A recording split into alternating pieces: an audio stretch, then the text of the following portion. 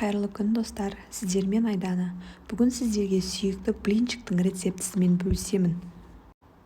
Ең алдымен табамызға 2 жұмыртқаны салып, жақсылап тұрып араластырамыз.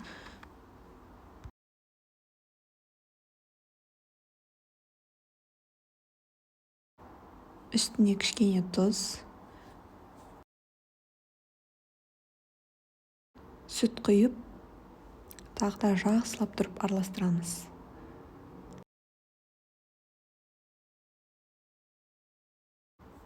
Қайнаған суды құямыз және тағы араластырамыз. Үстіне қалауыңызша қантты салып, жақсылап тұрып қанты ерігенше араластырамыз. Үстіне 3 ас қасық пісте майын құйып, жарты чайный ложка сода салып араластырамыз.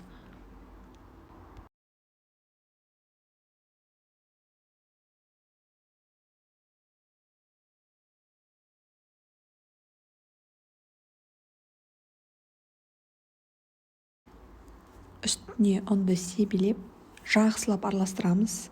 Смесіміз дайын болғанша, ұны ерігенше.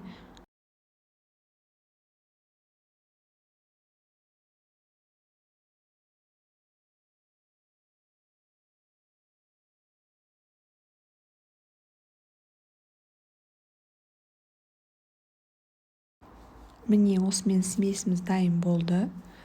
Енді табаны қыздырамыз. Қыздырып үстіне пісте майды жағамыз.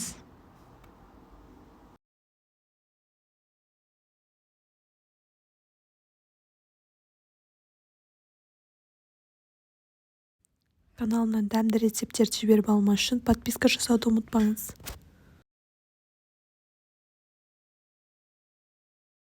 Міне осымен біздің дәмді блинчиктеріміз дайын болды. Ас болсын ұнайды деген ойдамын.